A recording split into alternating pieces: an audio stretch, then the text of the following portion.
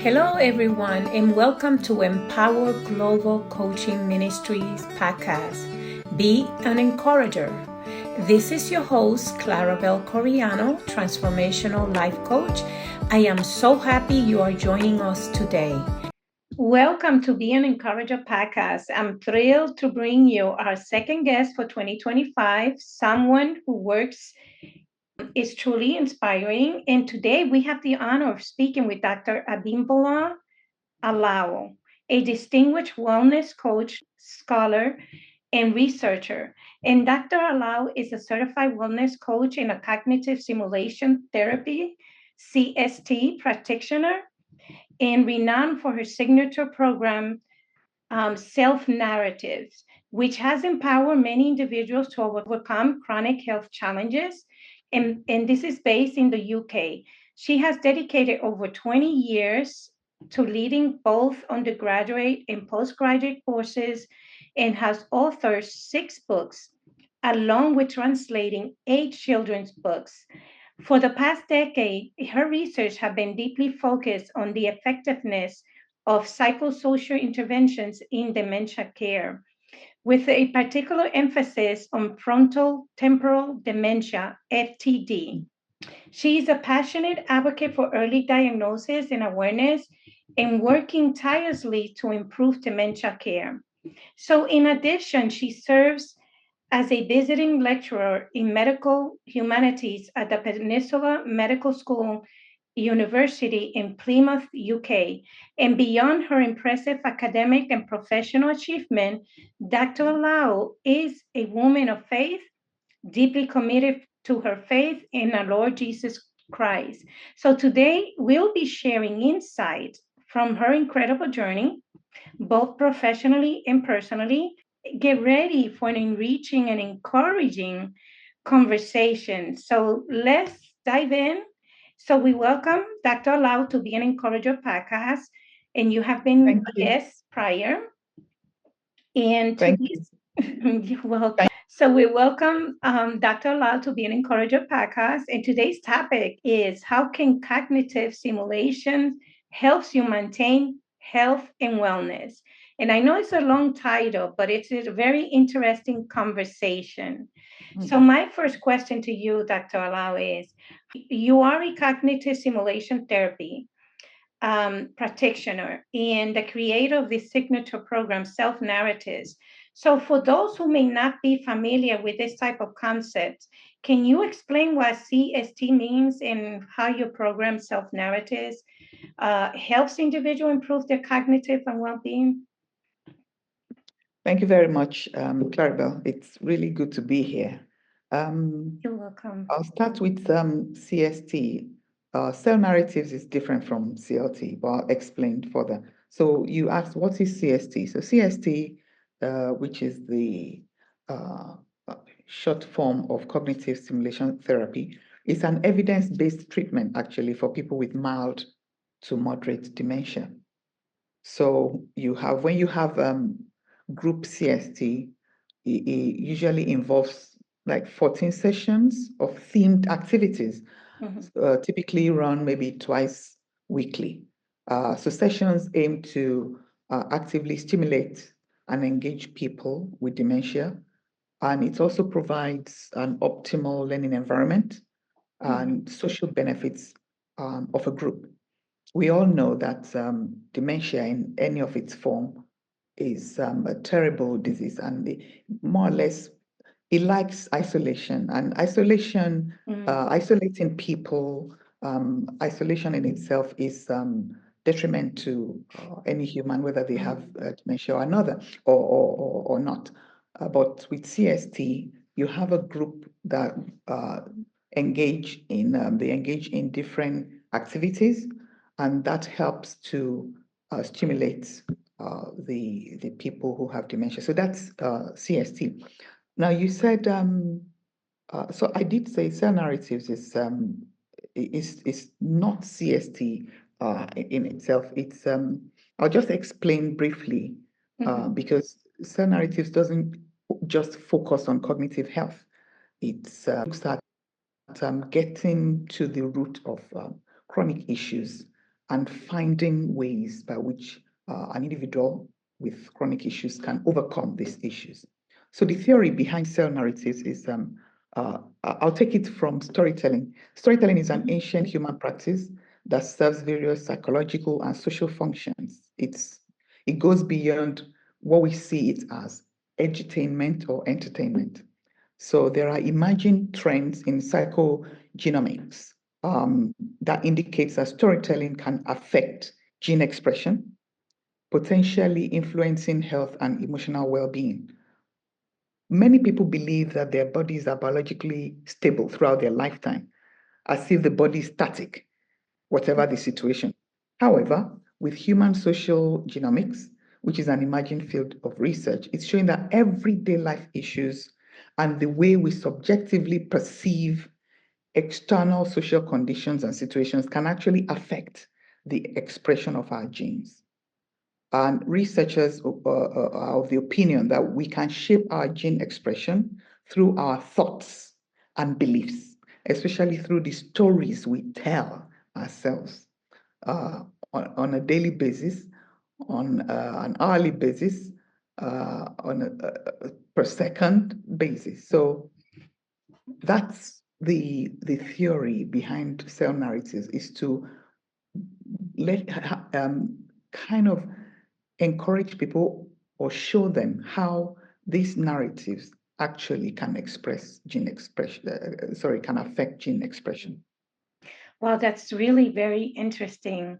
And I heard you say that it's almost like changing that negative self-talk that did I hear that correctly? Changing that negative self-talk that we normally have. I mean, we all, I think, struggle with it. Some people more than others. Yes. But so from what I heard you say, it's almost like changing that, and that's going to affect the genes and keep us healthy. Expression, yes. Yes. Wow, that's really interesting.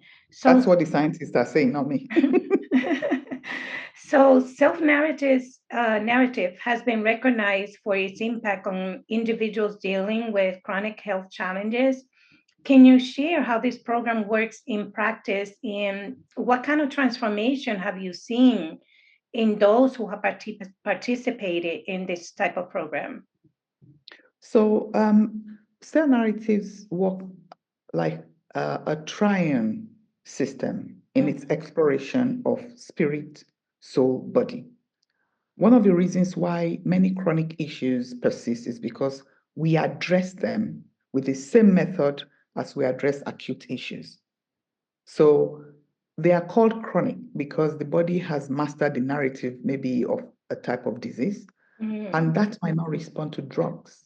So it's now left to the individual to begin to look at the root of the issue, or to change the narrative that is allowing the genes to express themselves in a negative way. So the transformation, so when I said triune, I mean, we look at of course, we look at, the diet, which is how the body is functioning, maybe exercise, diet. We also look at the emotional aspect of the well-being, which we talk about the soul. We look at the spiritual aspect of things as well. We teach people to know who they are.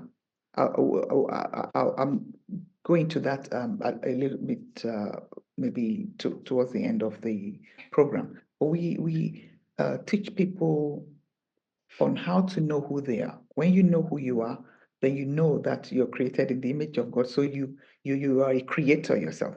And then when it comes to emotional, we're faced with all sorts of things on a daily basis. But how do we respond to these issues rather than react? So we help people to understand that the brain could master a story and could also be, asking the body to release either good chemicals or, bad chemicals, which would then manifest as a condition or a diagnosis or maybe even symptoms in the body. So you can see how it's in layers. With the allopathy system, you go to your doctor, there is an issue, you're given your drug, you take your drug dutifully or obediently. but we're not looking at what is causing the body to behave in this particular way. So that's what cell narrative look at. And you asked a question about the transformation I've witnessed in the past 18 years since I became certified as a coach. The transformation I have witnessed is mind blowing. There are testimonies on my website, abimbolalao.com. If you click on testimonies, there are numerous testimonies of people who have been able to follow our program and heal. We're talking about chronic issues. I am not a medical doctor, so I do not deal with acute issues. I do not know names of, I may know names of disease, but I don't know any drug to use for anybody. But when people are told that there is no hope, or maybe they're tired of going through, these issues from day to day with no breakthrough, then we take them through coaching. I have been through chronic issues myself and worked my way out of it using the same method. And that's why we're encouraging people to embrace it. And I'll give an example of the numerous examples that some people, I'm not allowed to share their stories, but some people give me their stories to share. So we have had a lady who was told she can't have a child. She's on medication. She was on medication. She only had her period twice a year, and she was only 28 years old, and a whole lot of issues. And she went through the program, the same triune system, spirit, soul, body, because first of all, you need to stabilize the person for the person to know that they can have what they want. And whatever you place in your mind manifests in the physical. But that was what she went through. And today she has her 3 children and rejoicing. She gave her testimony. It's on the website. We had a young man who had chronic pain. Well, he had an accident and then he's supposed to heal. The body is supposed to heal itself. When the body is not healing itself, then there's a problem. We need to look at the issue. So the issue became resulted in chronic pain, and he's been battling it for years. But then he started working with me a few months ago, and I, took him through this same system, and I was able to teach him a few things that he said he had never heard of it actually. So he learned that his brain was protecting him with the narrative he was giving his body. There is no place in the body where that pain is situated.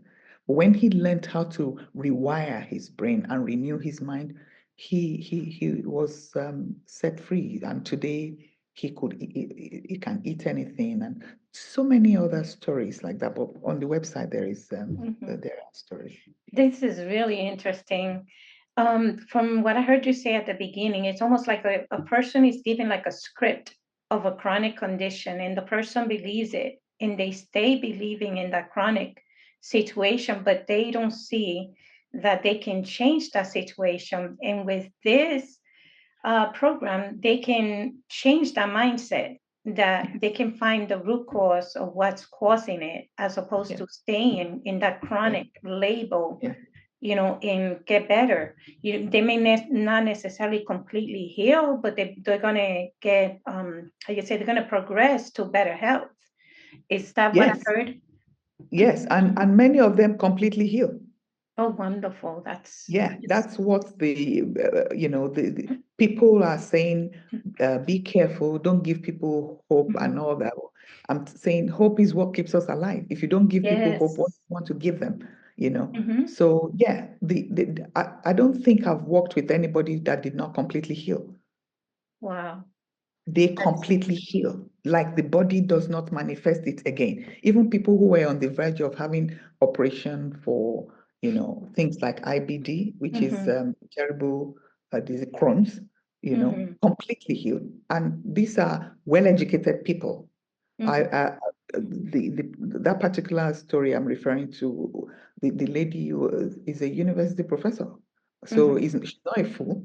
She knows if her body is healed or not. She knows what she could do and what she couldn't do. Mm-hmm. So some people, it just depends on the individual. Because we've been given this narrative of you can manage your symptoms. You can, Yes. but if the person says, I am not managing my symptoms, I'm going to be healed. The body sheds old cells, new cells grow. So why are the new cells not giving us the healing? If we know how to navigate this pathway, then I've seen people who are completely healed. I mean, in the days of Jesus and the apostles, we didn't have people coming back and forth, saying, oh, yeah, well, I'll pray for you and maybe you become. No, no, no. The blind eyes open. A lame man who was born lame was jumping and leaping and praising God. That's Yes. what we had. So faith, that's why I talked about the spirit, soul, and body. I have to teach these people the very important aspect of faith. You see, faith is about what is not seen. We create these things and we collapse it into our 3D world. If you can do that, then the healing will be totally complete. I've seen that many times. Wow, that's amazing. And I'm glad that you used Mm. the biblical principle to also give that example because, God, they believe, like you said, they had that belief and they automatically were healed. And we Yeah. have the capability within us to change those narratives that we're given. Like if you're diagnosed with a chronic disease, we have to have that belief that, you know what, I'm not just going to accept this. I want to be healed and I'm going to be healed, make those decisions. And like you said, it teaches the mind to change that Yeah. mindset and your body starts working to help you. So this is super interesting. I love this. But I do have another question that I want to ask you Mm. because I want to ask you also about your storytelling.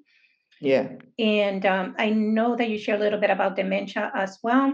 In your Yeah. lecture, Story Weavers for Dementia, you highlight the importance of understanding dementia, especially for those with aging parents and loved ones. So, from your expertise, why is it crucial for people to educate themselves about dementia and how it impacts the elderly? And we're seeing much more younger generation also getting dementia. And I believe that Yeah. there's even children that get it as well. Mm. So the reason why it's important to educate, for people to educate themselves is because dementia has no cure. Mhm. And to my knowledge, there's no treatment. I say there's no treatment, even though there are drugs that are used for certain types of dementia, but Mhm.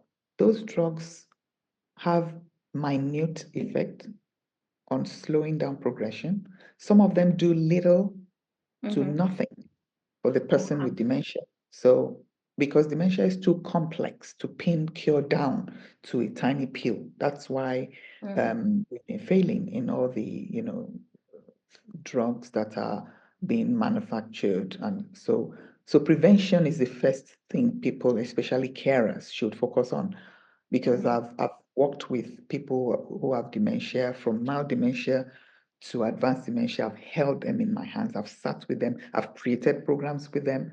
And I know that carers are usually very, very agitated, and many of them think they will have it. And so one of the Mhm. things and so they do this APOE4 gene test and all that, and they may be told you're a carrier of the genes. But in these days of epigenetics and neuroplasticity, we know that genes may load the gun, but lifestyle pulls the trigger. Mhm. So um, there are information and there are also research coming out to show us that dementia can be prevented. Lancet is one of the most prestigious journals in the UK, maybe in the world as well. And last year, they postulated, they gave us some information, modifiable risk factors for dementia. So we will talk about that later, but it's very important that people understand the complexity of dementia and educate themselves on what can I do? Instead of sitting down and waiting to have dementia, ask yourself, what can I do? How does dementia affect people? Like you said, young people have dementia. My current research is on, I did frontotemporal dementia, raising awareness of frontotemporal dementia for my PhD, and I'm still researching on the risk factors. They are telling us we don't know what causes it because in maybe 30% of people, we know that with frontotemporal dementia, it's kind of the hereditary factors. How about the hoping 70 to 80% of people? What's causing it? But there are things that are precursors for dementia. We need to educate ourselves. Yeah. Yeah, that's really interesting. That, but from what I heard you say, that it can be preventable, and you're going to share some strategies that people can implement, so that way they can retard that process from manifesting in their body or their minds. So, for caregivers supporting loved ones with dementia, what practical strategies can they implement to help preserve memory or cognitive function? Are there any preventable measures that might reduce the risk of early onset? And if Yeah. so, what are they? And Yeah. do you So suggest? for caregivers, I would say if you have any in your area, get into a memory cafe. Mhm, It's a lifeline for both carers and people with dementia. The activities are engaging, and in the memory cafe, they're not telling you they're going to heal mhm, dementia or cure it, but get people to be engaging, creating. So one of mhm, the things I say when I go to a memory cafe is this, because many people come there, they've lost hope, this person is just not responding and all that. And I'm saying, but they can create, they can be storytellers. If you have dementia, you're losing brain cells as faster than you can create them, fine, but okay, they can't remember things, okay, but can they, does it affect imagination? So we found out that dementia does not take imagination away from you. And wow. so we create new stories, they tell stories, they create new music, we record this music, they create work. And when you're doing that, the brain is kept engaged and the person is happy. Even people who don't have dementia, when they're very isolated, you can see how they can go down, and then it actually can lead to dementia itself. So get people engaged, get them active, gentle exercise. We have scientists who have been saying that you create uh, new cells, neurogenesis, you know, no matter how old you are. So you can create new ones instead of just being isolated. Isolation is poisonous to the brain. In fact, one of the risk factors mentioned by Lancet is Mhm, isolation and illness. Years ago, the medical community said we cannot prevent dementia. But last July 2024, very recent, breakthrough research through the reputable Lancet states 14 modifiable risk factors for dementia. A few of them are, as I said, isolation, mhm, dealing with hypertension, mhm, smoking, uh, being obese, depression, physical inactivity, diabetes, excessive alcohol consumption, and a mhm, few others. So, and I think everybody should read the information. You can get the information if you go, maybe something like Google Scholar, mhm, people can actually get the study themselves, and mhm. they can. I always recommend everyone should read that information because dementia can be prevented. Wow, that's interesting. Very interesting. It is very interesting. Yeah. Yes, you mentioned that creativity, music, and all these things, that the Yes. imagination is not affected. That is like remarkable. And that's why they recommend like doing puzzles and also those type of activity that keep the brain, creative. Very interesting topic, very interesting.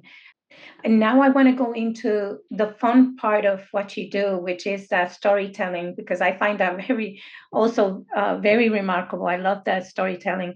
Can you take us back to your very first experience as a storyteller and what inspired you to begin sharing stories, and how has your journey evolved throughout the years? My first experience as a storyteller was when I was about 9 years old. Our nanny, my mom's nanny, who used to tell us stories, had left, and my siblings looked up to me to be the next storyteller. So, because our father refused to invest in a television, so after school and during holidays, we had to create theater in our living room, and we acted out stories. Now, my siblings were not satisfied with me just reading the stories. So I had to learn the stories and then perform the stories. So we did this call and response. We sang and the storyteller calls and the audience respond, which I now teach teachers and storytellers. So we did that and we added music and dance.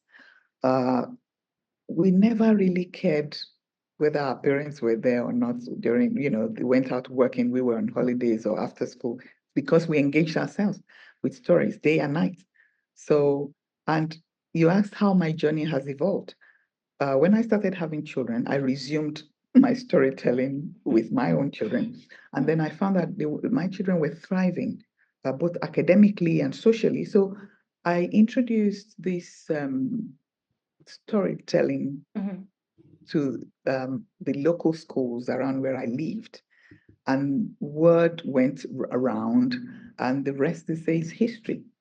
Because the head teachers heard about me, they wanted me in the school. At the point, I became a lecturer at the university, but I only worked part-time so I can, continue with my storytelling.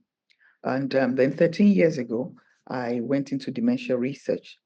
And the program I designed for people with dementia, which includes storytelling, music making, gentle exercise, became quite successful because of its creative engagement.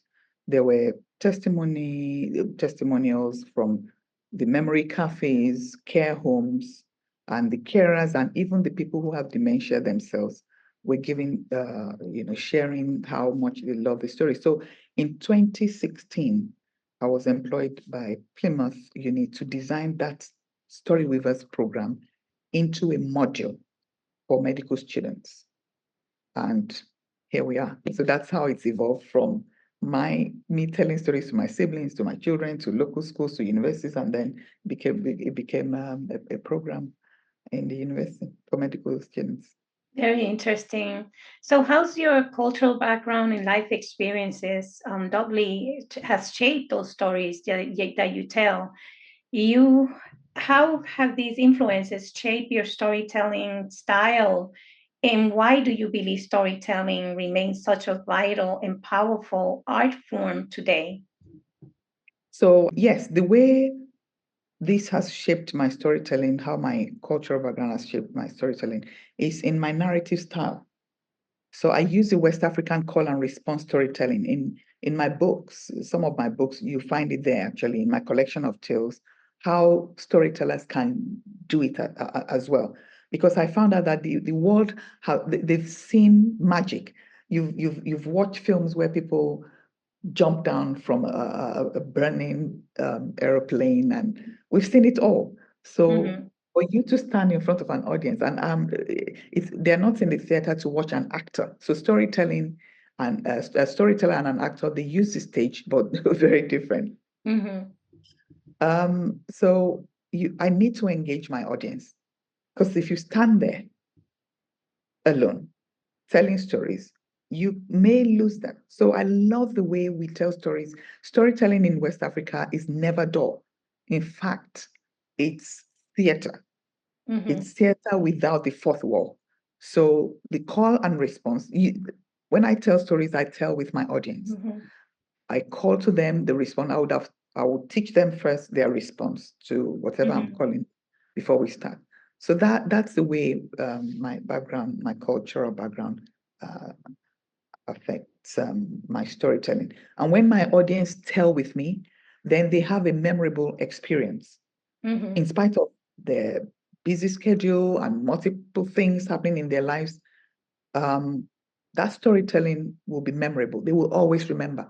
So when I go back to schools, maybe I've been to a school, I went to a school and the children were just in nursery then, and they invite me back, and the students are 5 years old, maybe in year 5 or 6.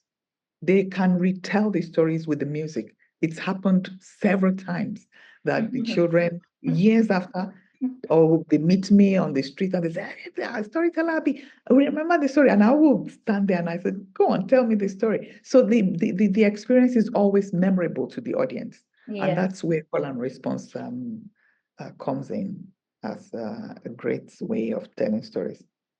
Yeah, that is very interesting concept. You mentioned that it's interactive. So not Yeah. only, do you get to tell the story, but engage the people to also be part of the story.